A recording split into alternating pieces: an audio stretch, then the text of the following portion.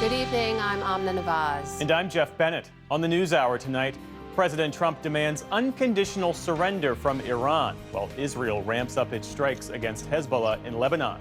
The U.S. loses nearly 100,000 jobs in February, showing signs of a strained economy that's now facing even more uncertainty from the war with Iran.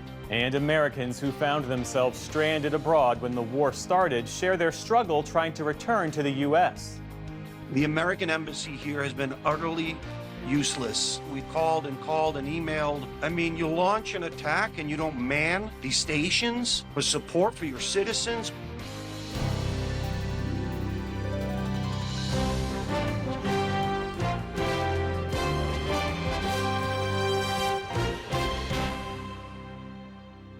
Major funding for the PBS NewsHour has been provided by Cunard is a proud supporter of public television.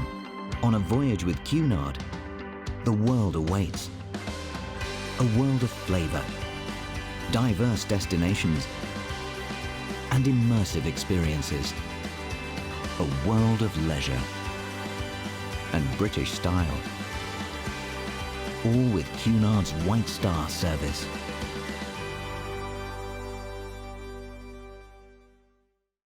Friends of the NewsHour, including Jim and Nancy Bildner, and the Robert and Virginia Schiller Foundation. The Judy and Peter Bloom Kovler Foundation, upholding freedom by strengthening democracies at home and abroad.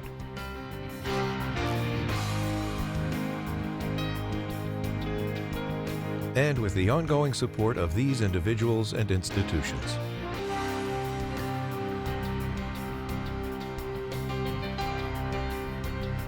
And friends of the NewsHour.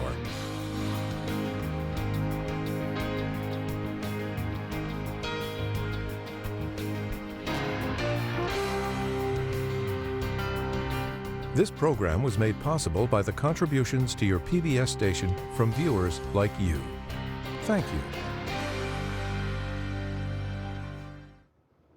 Welcome to the NewsHour. Nearly a week into the U.S.-Israel war with Iran, President Trump today demanded the Islamic Republic surrender and again said he wants a hand in choosing the nation's next leader. The Iranian Red Crescent says more than 1,300 people have now been killed by the American and Israeli bombing. Local officials in Tehran also said another school was hit with an airstrike. The bombing of a girls' school last Saturday killed more than 150 people, mostly children. Special correspondent Layla Milana Allen is in the Gulf and starts our coverage tonight of the expanding war, beginning in Lebanon. The strikes echo like deep thunder. Thick, gray smoke blankets the skyline of Lebanon's capital. The view from the ground, even more menacing. Buildings completely eviscerated. Overnight and into today, Israel pounded Beirut and its southern suburbs with by far the most intense airstrikes since last year's ceasefire. Israeli officials say their campaign against Hezbollah will continue even after their war on Iran ends. Hezbollah and the Iranian regime are one and the same. The Lebanese government must get rid of Hezbollah and soldiers of the Revolutionary Guard who operate on its territory. If they won't, we will chase and attack them. Yesterday, the IDF ordered the entirety of southern Lebanon to evacuate. Some 400,000 people ordered to head north of the Litani River. And today, told all residents of several villages in the Bekaa Valley to leave too. Having already extended the unprecedented evacuation orders to cover entire neighborhoods in southern Beirut. In this densely populated area, hundreds of thousands of people forced to flee their homes, terrified families with nothing but the clothes on their backs. We're sleeping here in the streets. Some are sleeping in their cars, some on the beach. We are homeless. Meanwhile, U.S.-Israeli attacks intensified across Iran, pushing the war into a new phase as it nears the one-week mark. A spokesperson for Iran's foreign ministry released this video showing what appears to be a school in Tehran, smashed into ash by an airstrike. The IDF launched what it called a broad-scale wave of strikes on Tehran and the western city of Kermanshah, home to multiple ballistic missile bases. And the US Central Command said it struck this Iranian drone carrier. It all came alongside yet another message from President Donald Trump. He ruled out anything other than Iran's, quote, unconditional surrender. But Iranian President Masoud Pezeshkian today tweeted that, quote, some countries have begun mediation efforts, which should address those who underestimated Iran and ignited this conflict. Trump also met behind closed doors with leaders of American military contractors and said the top defense manufacturing companies would, in his words, quadruple production of certain munitions. Production for these kinds of systems takes years. Retired Colonel Mark Kansian told us whatever they do now won't have any impact on this war. He's likely exhorting them to increase their production capabilities so that when the war is over, the United States can replace these munitions more quickly and provide them to allies and partners. Patriots, for example, are used very widely. Those systems hard at work over Tel Aviv. Israel shot down Iranian missiles as they flew toward the capital. And today, missiles reached Kuwait, Saudi Arabia, Bahrain, and Qatar, though the number of attacks is declining. It's sunset here in Qatar and time to break the Ramadan fast. Usually these streets would be packed, but with so many incoming attacks from Iran, many residents are choosing to stay home. We've just had another emergency alert go off for incoming missiles while we were standing here. Thus far, Gulf nations have managed to intercept most of these attacks, but now stocks for their missile defense systems are running low, and Gulf leaders are beginning to consider a firmer response. Under the constant threat of Iranian missiles, the capital Doha's residents, including its large population of foreign workers, are trying to go on with life as normal. Qatar always, they have very good alliance with many of other countries, especially neighboring countries. So I don't think it won't go forward. But not everyone feels safe. Airports across the region have been shut down for nearly a week, stranding hundreds of thousands of tourists in a war zone. Matthias, a German tourist whose cruise ship sailed into Doha's port just minutes before the attacks began, was locked in his cabin on board for 5 days, taking shelter as drones and missiles rained down on the city. The captain told us, stay here on board, don't leave the boat. How are you feeling when these missiles come in? We fear. We watch in the sky and see the missiles and the other missiles from the airbase from Qatar, and we hit we're meeting in the sky, an explosion. You see flames. A region suspended in fear as the Iran war continues to escalate with no end in sight, and hundreds of millions caught in the crossfire. For the PBS NewsHour, I'm Layla Milana Allen in Doha, Qatar. Today, we also learned that Iran is receiving intelligence support from Russia. Our Nick Schifrin joins us now. So, Nick, let's start there. What kind of intelligence? Two officials who've been briefed on this intelligence tell me that Russia has shared satellite data that provides the real-time movement of American troops since Saturday, since the war began. That confirms a report first in the Washington Post. The officials say the data includes movement of ships, movement of aircraft as they move into the region, as they move throughout the region. Now, the context for this is Iran's ongoing attacks, attempted attacks on U.S. troops, but also ongoing attacks on U.S. bases and embassies. For example, this drone attack that crashed into the Navy's 5th Fleet headquarters in Bahrain, an attack on a tactical operations center in Kuwait. On a base, you see the damage in the bottom right there. That killed 6 U.S. soldiers in a facility that the soldiers' family members say was not reinforced. And attacks like this one on the Prince Sultan Air Base in Saudi Arabia that we saw yesterday. Close call for the cameraman there. But I spoke to 2 former senior intelligence officials and 2 former senior military officials with extensive knowledge of the region who say, let's put this in a little bit of perspective. Iran already has access to commercial satellite data, which is often very good. Iran has already been taking photos of U.S. bases and embassies for many years. Iran and Russia do not rehearse the sharing of real-time intelligence like this, and that would require networks anyway that the U.S. is trying to take down. And Iran does not need Russian intelligence to attack static targets, like those bases, like those embassies. For example, air defense radars on some of these embassies are actually on Google Maps. That said, the intelligence could help if Iran were to target things that are moving, ships that have just arrived, aircrafts that have just arrived. And a current U.S. official tells me, look, their number one priority is protecting the force. And it would be an understatement to suggest that Russia sharing this intelligence with Iran as it's at war with the United States was a concern. Well, what are the political implications of Russia choosing to help Iran in this way? Yeah, I think that's a really important question because the former officials I talked to say, regardless of how much this is actually helping Iran target U.S. forces, we have not seen Russia being willing to take this step before, sharing real-time intelligence that could target U.S. troops. And what kind of military collaboration long-term that could lead to, whether air defense or Russian political advisors in Iran. As for the White House today, Caroline Leavitt, the spokesperson of the White House, said this. It clearly is not making a difference with respect to the military operations in Iran because we are completely decimating them. As I said earlier, we've taken out nearly 30 of their ships. Their Navy has been deemed combat ineffective. 90% reduction in ballistic missile retaliatory strikes against the United States and our Gulf Arab and partners in the region.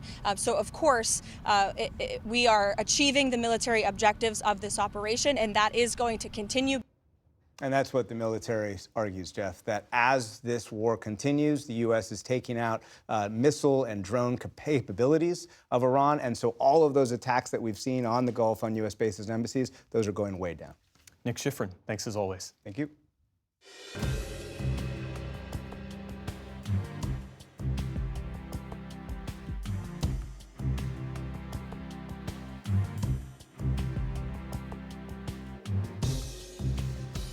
Let's turn now to the economy and a disappointing new jobs report today showing employers cut 92,000 jobs in February. The report also included downward revisions for the previous 2 months and a slight rise in the unemployment rate from 4.3 to 4.4%. Altogether, it paints a picture of a labor market struggling across a number of sectors, including some that were engines of recent growth, like healthcare and construction. Stocks fell on the news, capping a week of declines, along with a rapid rise in oil and gas prices, a result of President Trump's war with Iran. The average price of a gallon of gas rose 11% this week.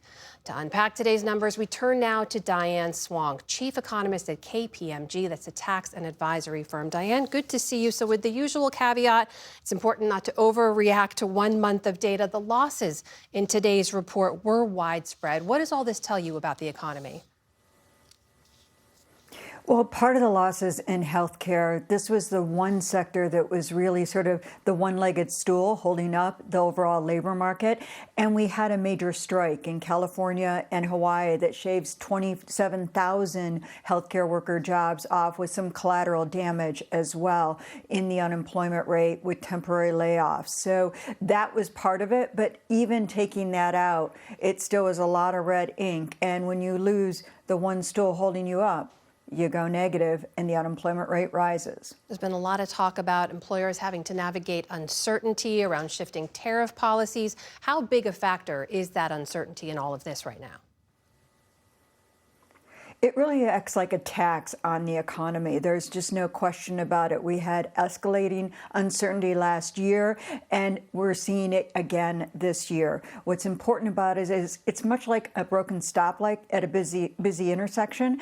When you see a broken stoplight, everybody slows down, traffic backs up. Some people opt out and wait for the traffic light to be fixed or traffic to clear before they pass through the intersection. That's the same kind of response you get from employers in periods of heightened uncertainty. They cut back on investment decisions, most notably on hiring.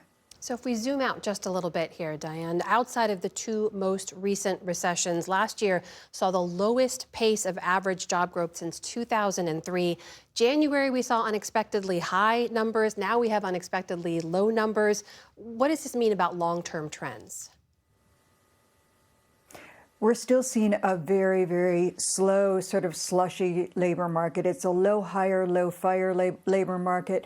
That is not a good place to be. It's a labor market where it's very hard for those people who've not gotten a job yet, new college grads or new high school grads that are just entering the labor market to get their foot in the door when firms are not hiring at a healthy pace. There's not a usual churn in the labor market that we've seen.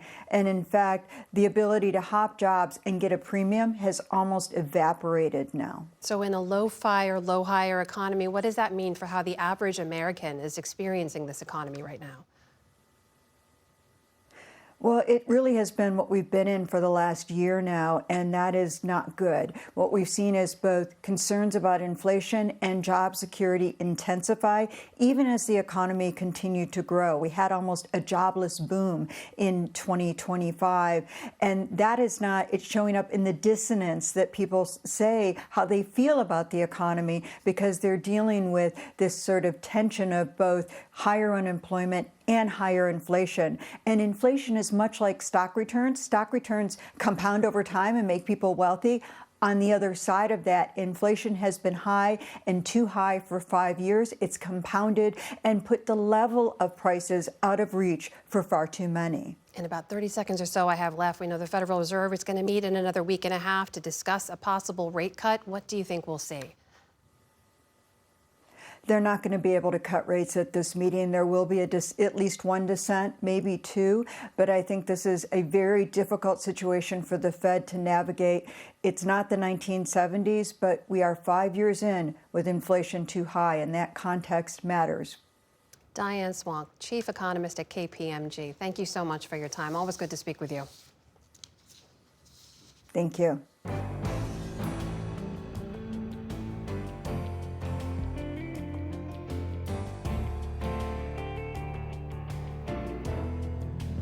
In the day's other headlines, U.S. Customs and Border Protection says it should have a process ready in about 45 days to start refunding invalidated tariffs to hundreds of thousands of companies. In a filing today, CBP told the Court of International Trade that it couldn't immediately comply with a judge's order to refund the tariffs after the U.S. Supreme Court recently ruled them illegal. Many large companies, including Costco, FedEx, and Kohl's, have sued the Trump administration for refunds. Some have pledged to pass on any compensation directly to customers. Potentially dangerous storms are rolling across the central U.S., with forecasters warning of possible tornadoes across multiple states. More than 7 million Americans from Texas to Iowa are at a higher risk of severe weather. More heavy rain and strong thunderstorms will stretch into the upper Midwest. By tomorrow, the risk will shift as far south as the Gulf Coast and to the eastern Great Lakes. Authorities in Oklahoma say the storms have already claimed the lives of 2 people. A police official there says a car crash involving a mother and daughter appeared to be tornado-related. Republican Congressman Tony Gonzalez of Texas is vowing to finish out his term after announcing he won't seek re-election. The third-term congressman faced increasing pressure after admitting to an affair with a staffer who later took her own life. Just yesterday, House Speaker Mike Johnson and the Republican leadership had called on him to withdraw, and the House Ethics Committee had launched an investigation into his conduct. On Wall Street today, stocks limped to the end of a week marked by war, economic concerns, and rising oil prices. The Dow Jones Industrial Average lost around 450 points on the day. The Nasdaq fell roughly 360 points. The S&P 500 closed out its worst week since last October. Tributes have been pouring in following the passing of civil rights activist Bernard Lafayette. The Florida native is best known to history for his work in Selma, Alabama, where he laid the groundwork for the voter registration campaign there that culminated with the passage of the Voting Rights Act of 1965. Lafayette was also arrested during his time as a freedom rider, and he helped found the Student Nonviolent Coordinating Committee. His ties to the civil rights movement ran deep. Lafayette was seminary roommates with civil rights icon and future Congressman John Lewis. He also helped lead Dr. Martin Luther King Jr.'s Poor People's Campaign in 1968 and was with King on the morning of his assassination. In later years, Lafayette spoke to the PBS program American Experience about the importance of Dr. King's legacy of nonviolence. We always took the position that when we were faced with an avalanche of violence, that we had to respond with the macro nonviolence, and that somehow we couldn't let violence rule the day. Lafayette's son said he died Thursday morning of a heart attack. Bernard Lafayette was 85 years old. And thousands gathered in Chicago today to pay their respects to the late Reverend Jesse Jackson.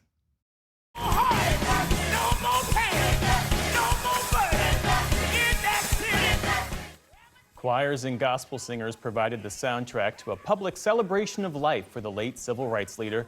The event was part of a series of memorials, including in South Carolina, where Jackson was born.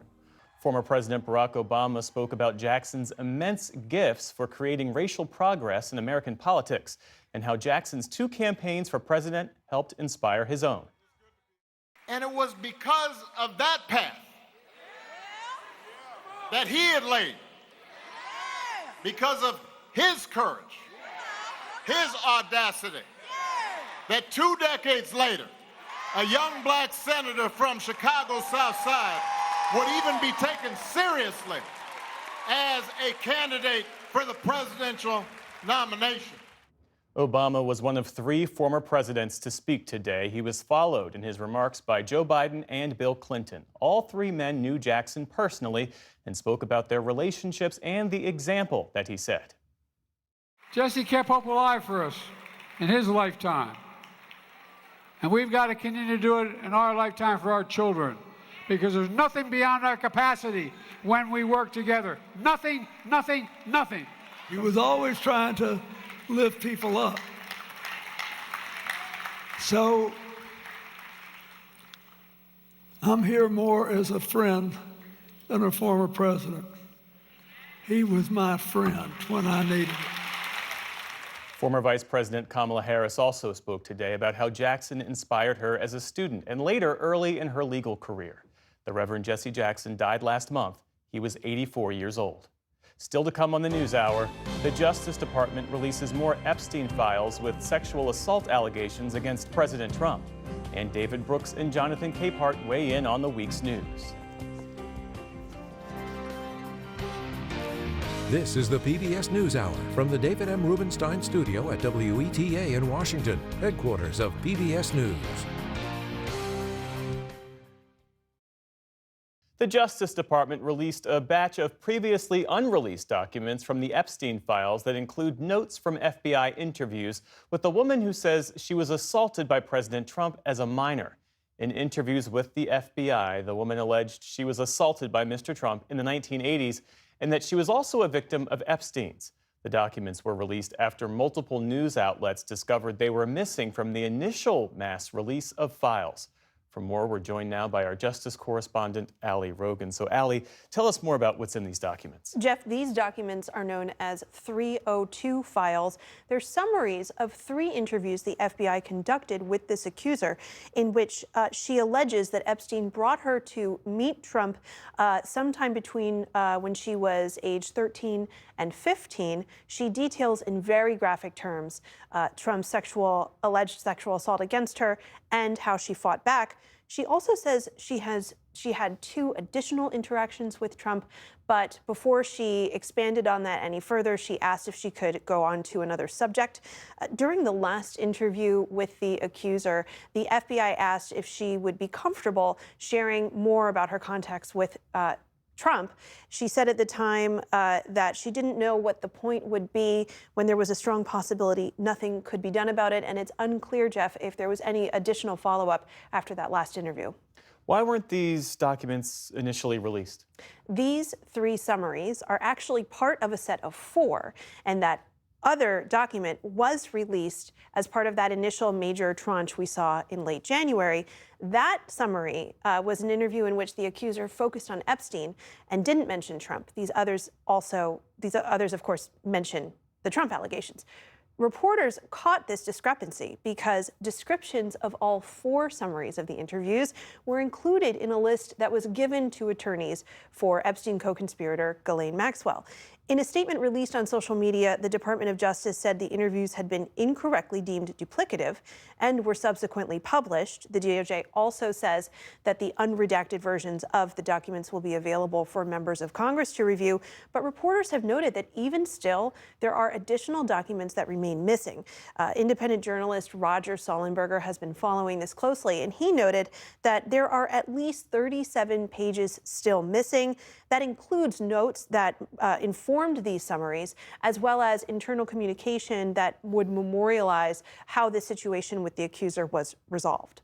What's the White House saying about all of this? White House Press Secretary Caroline Leavitt put out a statement in which she calls the accusations completely baseless, and she says they come from a, quote, sadly disturbed woman who has an extensive criminal history. If the accuser is unidentified, how would she know that to be true? There are some details in the summaries of these interviews in which the accuser talks about her arrests as a minor. While these allegations remain uncorroborated, there is new reporting, Jeff, tonight from Julie K. Brown of the Miami Herald, who's broken much of the Epstein story, saying that DOJ officials who spoke to this woman found her to be credible and that they wouldn't have interviewed her 4 times if they didn't. Ali Rogan, thanks so much for this reporting. You bet.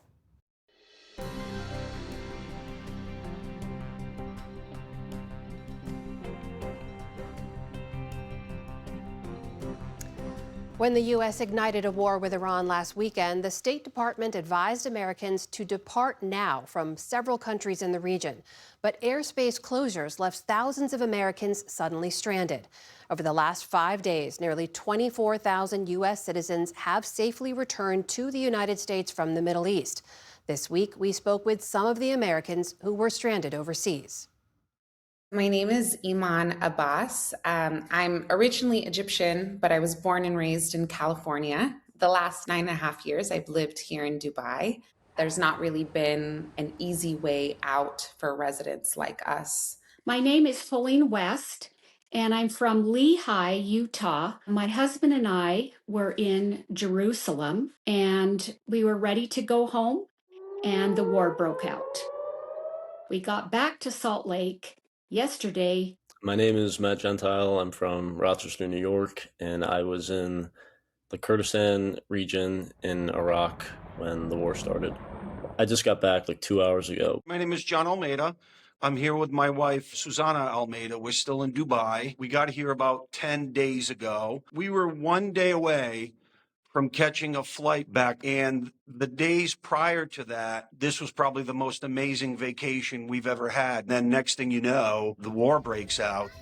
And there were missiles that were being intercepted right overhead, like from my bedroom window, and it was like a cloud of smoke. The 28th was probably the scariest day I think we've all ever had in our lives. The missile that fell near the Fairmont Hotel was less than a kilometer away from where we were staying. It was surreal to be standing on the beach and hearing these noises and the ground shaking. Our hotel had a bomb shelter, so we actually went down there. And you would either hear a missile go by or see missiles go by, and then you would hear the explosion. And that would happen every couple hours.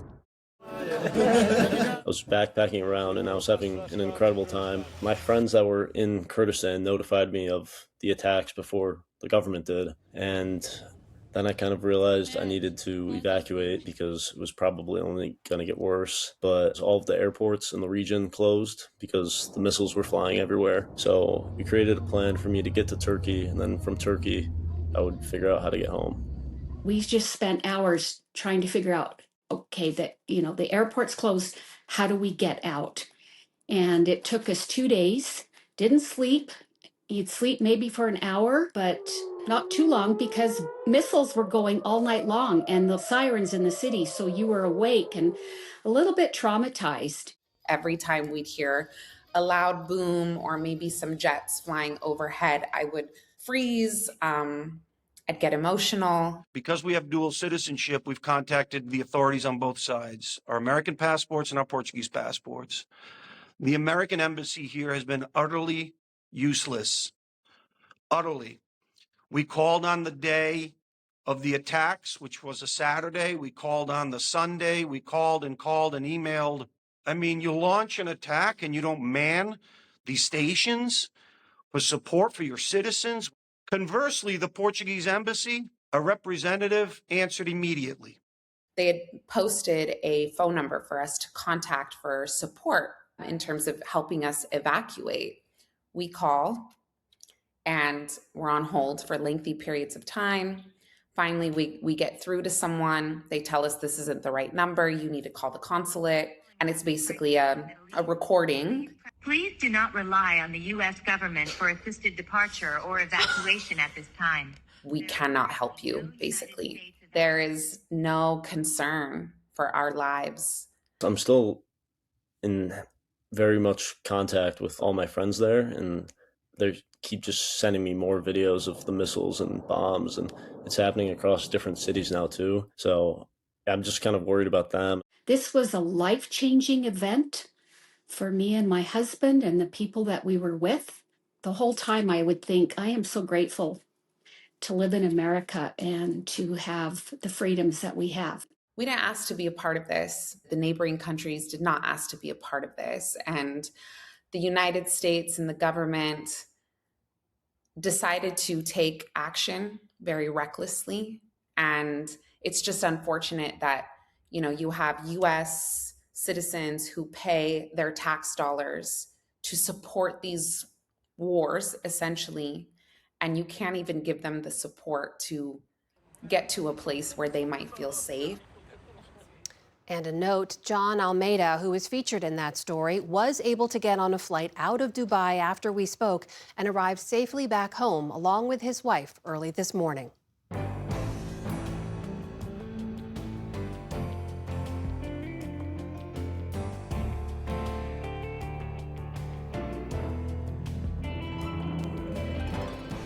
It's been nearly 1 week since the U.S. and Israel launched those attacks on Iran. Meantime, the newest jobs numbers are adding to economic uncertainty. To discuss all this, we turn now to the analysis of Brooks and Capehart. That is at The Atlantic's David Brooks and Jonathan Capehart of MS Now. It's great to see you both. Hey, Alma. So before we get into how Americans are viewing this war, which we need to talk about, I just want to kind of circle back. It's the first time we've spoken since the war was launched, and we've seen evolving justifications from the administration about why now and what they hope to accomplish. So, David, let's just start there. What is your understanding of why this war was launched now and whether or not it was justified? Well, I hate the way the decision was made, which seems to have been extremely haphazard. I have shared everybody's reservations and fears that there's no exit strategy, that there's no plausible way to change the regime, let alone the deaths that are happening. And so I share everybody's fears. It's also true the 1979 Iranian Revolution was one of the worst events of the 20th century. And it began 47 years of terrorism, extremism, theocratic fascism. It started with 1 to 2 million people dead in the Iran-Iraq War in 1980. There were 241 Americans killed by Iranian supervision in Beirut. And you go on. And Iran, Hezbollah, Hamas, they've destabilized the Middle East. They've killed people in Syria. A couple weeks ago, they killed somewhere between 10 and 30,000 people in Iran who were protesting. And so this is a destructive and savage regime that has destabilized the Middle East. It's also a regime that is in an unprecedentedly vulnerable situation. It's lost the faith of its people. Its economy is in tatters. Its military is destroyed. Its regime is decapitated. So I'm ambivalent. I hope the Iranian regime falls, and that could happen. What bugs me, frankly, is the people who are sure. The people who are sure this is a terrible thing, and the people who are sure this is a good thing. We just don't know.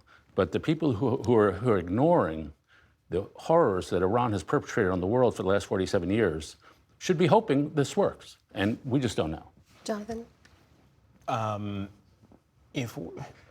Given what we went through with the second Gulf War, given what we went through in Afghanistan, why on earth are we now at war with Iran? That's what I'm trying to understand. I would feel better if the president and his administration would give us, the American people, a consistent rationale. Instead, we've gotten multiple rationales within the first 24, 48 hours. And I still don't really understand why we're doing what we're doing and what is the end game. If you are going to go in there and break it, Colin Pound's Pottery Barn rule, well then what's the plan? Don't know what the plan is. And the thing that's been bugging me about all of this is the level of disrespect the president has shown Congress, has shown the American people, has shown the military by doing what he's doing with no clear plan, talking rather blithely about the potential of loss of life of service members. But then today in an interview with Time Magazine, when he was asked about it, he said, well, about potential reprisals on Americans at home, he said, I guess. And said, this is war. There will be loss of life.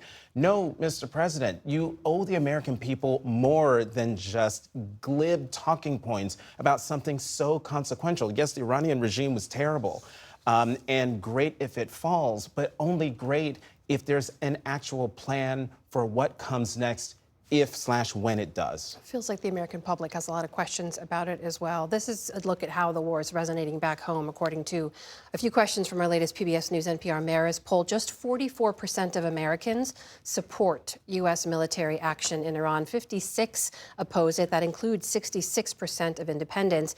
And just 36% of Americans approve of how President Trump is dealing with Iran overall. That is down from 42% in January of 2020 when the U.S. assassinated the Iranian General Qasem Soleimani. So, David, the man who ran on no new foreign wars is up against a public that doesn't want to see this happen. How does this end? Yeah, first, I would say the reason we're at war is because Iran declared war on us 47 years ago. And that we've been in a forever war with Iran that has gone up until last week when they were trying to reconstitute their nuclear weapons. As for the American public, America has learned the lessons that Jonathan mentioned. Even I've learned the lessons of the Iraq War. And the lessons of imperial overreach. And so it's good for us that we've learned that lesson. The second thing that causes the low poll ratings for the war is low poll ratings for Donald Trump and distrust in the way the war seems to be run by the civilians, but definitely not the military. But third, Donald Trump didn't sell the war. We had whether you liked the outcome in the Iraq war debate, we had a year-long debate before George W. Bush went to war in Iraq. We had nothing. We had a few minutes in the State of the Union that was throwaway. And so if a president is going to spend American treasure and blood, he really owes it to the American people to sell them on it. And he did nothing. It'd be nice to go to Congress, but it's been decades since Congress declared war on anybody. And that's for both parties. But he should sell it and explain what the heck he's doing. And they have not done that, which is why people are so anxious and nervous about it. Jonathan? Those poll numbers sort of highlight an AP NRC poll that was conducted a week before we went to war with Iran that asked people what they thought about the president's handling of not just foreign affairs, but his military actions, the way he was thinking. And a majority of them said that they disapproved. That was before he took action against Iran. So I can only imagine what the American people now think, just broadly, of the way he is conducting military actions and foreign affairs. But again, I go back to, if the president wants those numbers to get better, if he wants the American people to see and support what he's doing, then he has to do more than put out videos on his social media platform and blithely talk about something so incredibly serious. David, can I ask you briefly, how do you see this ending? Do you see the goal as regime change, and what does that mean? Because the Ayatollah is now dead. They could vote into place a successor who's equally hardline. How do you see this ending? Well, I mean, the short answer is nobody knows. We could have a successor who's even more hardline, which seems to be in the offering right now. But we could have a successor who's not democratic by any means, but is less hardline and is less wedded to the nuclear program, that is less wedded to spending money on terror armies opposed to the Iranian people. On the other hand, the regime could collapse. I've seen regimes collapse. I was there when the Soviet Union collapsed. It seems impossible to imagine it collapsing until the regime collapses. And it collapses from a loss of faith, a loss of confidence. And the Iranian experts that I've been reading from Iran say that maybe 10 to 20% of the people in Iran actually support the regime. So that's a lot of enemies. And now you have Israel fighting alongside the Gulf states and the Saudis. So there's a coalition against this regime. And so those three things seem to me all possible. I do want to turn to the jobs numbers because it is the #1 issue for American voters. And Jonathan, I'll start with you because all of the uncertainty overseas is resonating back here now. It's been a really choppy week for the markets. We just reported a net loss of 92,000 jobs in February and downward revisions for previous months. The president says this is all part of the plan. The agenda's working. The turmoil is going to be short-lived. What do you see here? He's been saying that since he was running for president and then got inaugurated. This is bad. And when we were talking about this in an earlier call, because I'd been flying, I asked, was there a revision of the January jobs numbers? Because those numbers were unexpectedly high. They're unexpectedly high. And because of Heather Long, my former colleague at the Washington Post, now Navy Federal Credit Union, I've been paying attention to that because she long ago wrote about the fact that if you took out healthcare and potentially hospitality, there's been no job creation in the United States since April of last year. She's calling it a hiring recession. And so the fact that the January numbers have been revised downward, the February numbers are already down, it's just more validity to the argument than she's been making, and also more evidence to the American people that whatever the president is doing, he thinks he's doing to improve the economy, it's not working. David, the argument that this is the process, it'll just take time, do you buy that? Well, it's been a year, and there's been no job growth, and there's been everything done to maximize the uncertainty of the American people, whether it's tariffs or Iraq or anything else Donald Trump wakes up and does that day. And so people have lost faith in the future, and that's why they're not quitting, that's why they're not hiring, that's not why they're investing, and it's this rabid uncertainty that's out there that the economy's not terrible. Wages were up 3.8% year after year, which is pretty good. But nobody's doing anything. Nobody's moving. It's not yet AI. AI is not the thing here. That could be the thing next month. but it's just the rabid uncertainty. Could be the thing next month or next week. We will see. David Brooks, Jonathan Capehart, thank you both so much. Thanks, Sandra.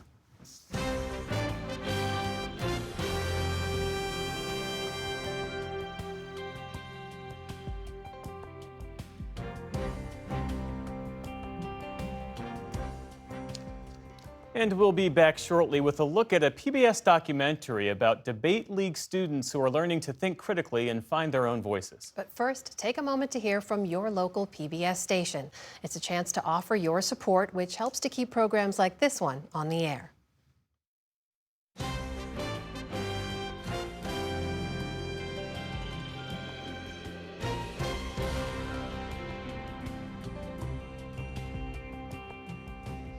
For those of you staying with us, we examine a long-overlooked marvel of ancient engineering that had been tucked away beneath a golf course near Columbus, Ohio. Some archaeologists say significance is on par with Stonehenge, but its struggle for recognition spanned decades, ending only recently with validation as the state's only World Heritage Site, which opened to the public last year.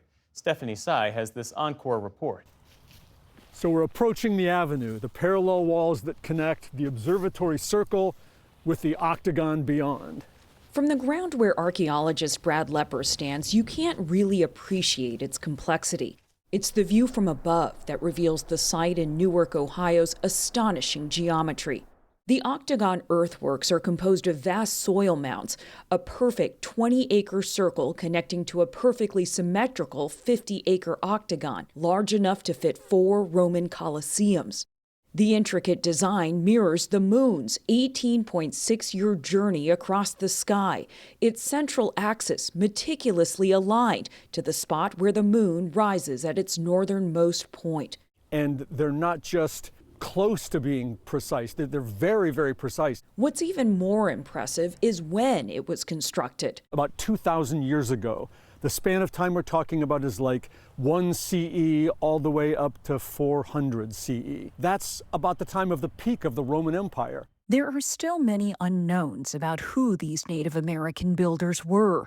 It's a long-gone ancient cultural network spread across the eastern United States that researchers now call the Hopewell.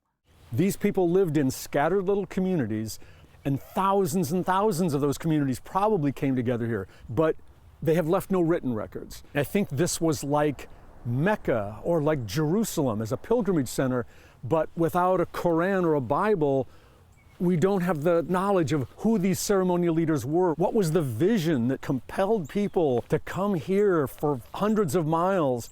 But to Lepper, who spent almost 40 years studying them, the earthworks themselves speak volumes about their builders, who lived roughly 1,500 years before Galileo. They were geometers, mathematicians, they were astronomers, they were geniuses. I mean, they were soil scientists. They knew what soils to use to build enduring earthworks.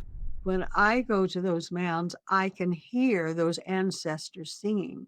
They didn't have steel, they didn't have concrete, they didn't have metal. What they had was Mother Earth. Glenna Wallace is the chief of the Eastern Shawnee tribe of Oklahoma, descendants of the Hopewell people. They were forced out of Ohio after the passage of the Indian Removal Act of 1830. Ohio truly didn't have a voice, a Native American voice, a Native American presence. Without that voice, these mounds were buried over time, beneath railroads, development, and housing. Today, of the dozens of Hopewell earthworks that once stood across Ohio, less than half remain preserved. Will they never be content until they have eliminated every trace of our ancestors? That's what's going through my mind. The Octagon earthwork was spared only because of how the site was used. This is part of the golf course infrastructure. There was even a time when they teed off from the top of the mound. For more than a century, the site was taken over by a golf course. It was such a contrast to have golfing going on in a place that's like Notre Dame Cathedral or something. It always was jarring.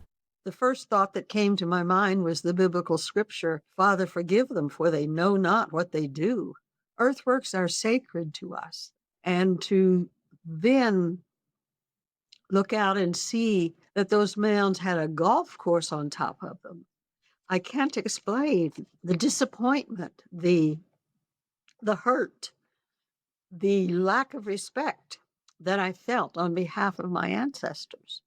Over the years, the golf course became a members-only country club, which limited access to the historic site. It was very much that sort of private aspect that made it really challenging for us, even to do things like research.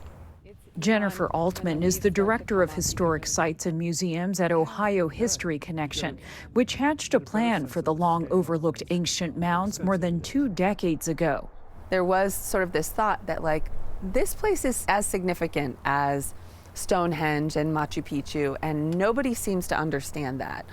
And if it was a World Heritage Site, like, people would have to understand that. But to become a World Heritage Site isn't easy. It's a list that includes the Great Wall of China and the pyramids of Giza. It took Ohio History Connection more than 20 years, including a lengthy legal battle for control of the site before the moment arrived in 2023. Adopted. Congratulations to the United States of America. At the World Heritage Committee hearing in Riyadh, Saudi Arabia, 8 of Ohio's Hopewell mounds were put on the list. The gavel came down, and it was in that moment a World Heritage Site. That was moving enough. But to be in that room with representatives from all over the world and have Chief Glenna, whose people were forcibly removed from Ohio, speak, that was the moment that it really came home, like, how important this was that we did this. They were not just geniuses, they were uncommon geniuses. Their genius lives on today in many descendant tribes. What do you think the significance is of having it be designated as a World Heritage Site? It certainly gives us as Native Americans a wonderful feeling, a pride. And I am so proud of the changes that are occurring in Ohio. The people are beginning to recognize what they have in their community. An ancient astronomical observatory in Ohio that will now be preserved for the ages. For the PBS NewsHour, I'm Stephanie Sy.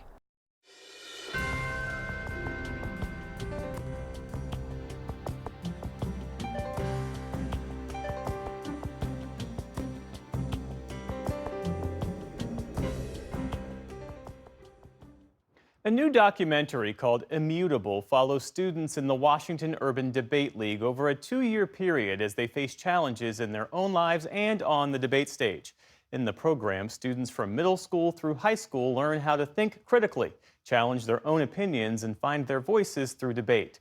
Immutable starts airing tonight on many PBS stations. I recently spoke with 3 people connected to the film for a closer look. I'm saying that Asia's going to start a war if the United States... The U.S. role in NATO, Social Security benefits, and economic inequality. Not the kind of topics you usually hear teenagers discussing, but in debate competitions, nothing is off the table. Urban debate leagues took hold in the 1990s, opening the door to competitive debate for students in city schools.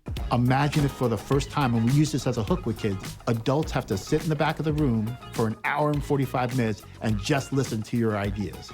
That's really powerful. They're paying money and not receiving SSI. So Noah Millhouse is one of the students featured in the documentary Immutable. Now a high school sophomore, Millhouse started debate during COVID after his mother pushed him to give it a try. I just saw it as a summer opportunity.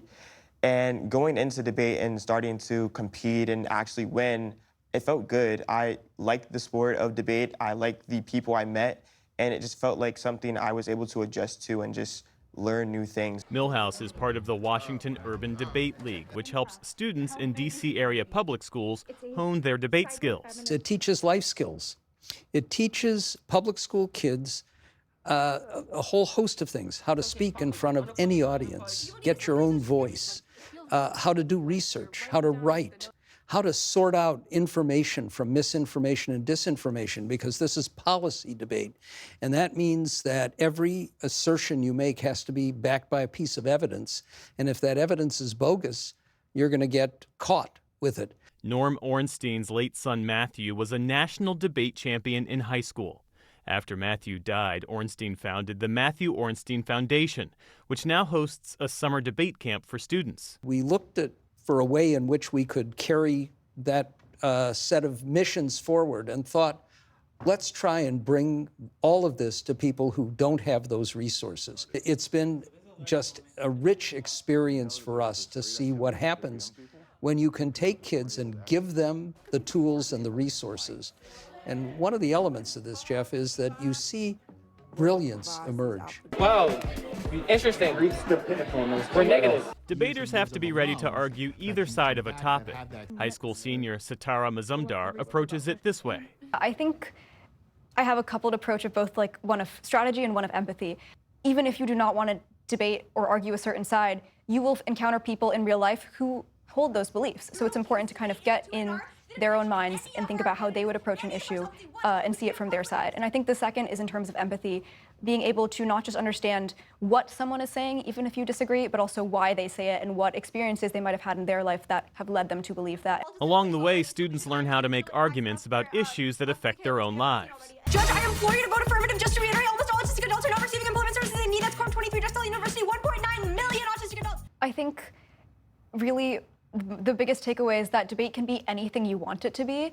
It is not just your standard like stock image of two people yelling at each other. It's not just like an argument at the dinner table that you might have. It can really, you can take it and use it as a platform to talk about issues that you most care about. How about you, Noah?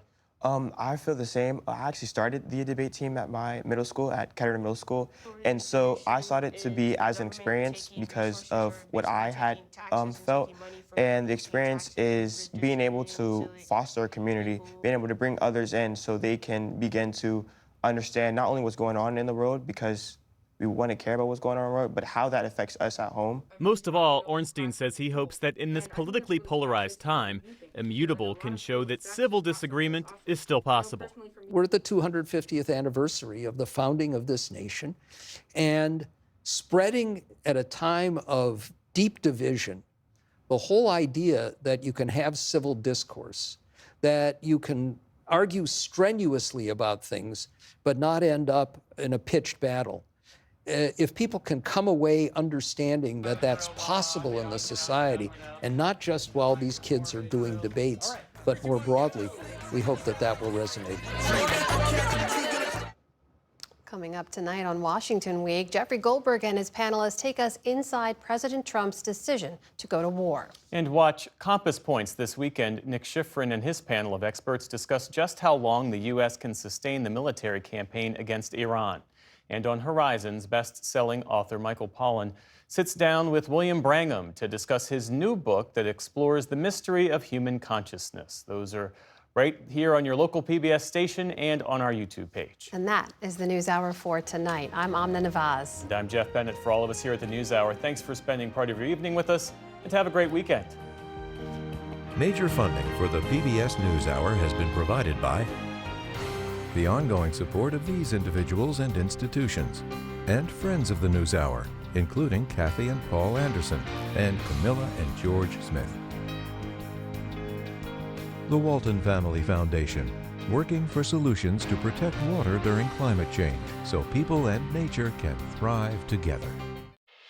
On an American Cruise Line's journey, travelers can experience the maritime heritage of the Maine coast and New England islands. Our fleet of small cruise ships explores seaside villages, private harbors, and historic lighthouses, while experiencing the local customs and cuisine that define New England. American Cruise Lines, proud sponsor of PBS NewsHour. The William and Flora Hewlett Foundation, for more than 50 years advancing ideas and supporting institutions to promote a better world, at hewlett.org.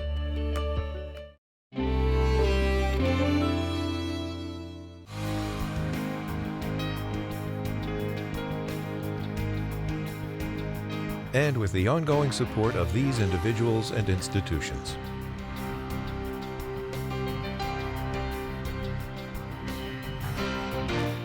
And friends of the NewsHour.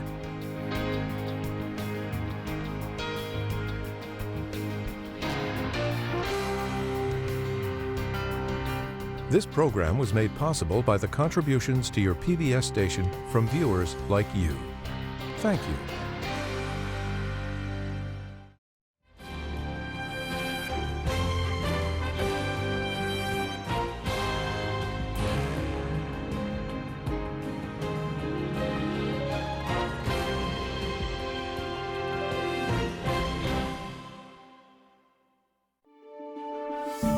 You're watching PBS.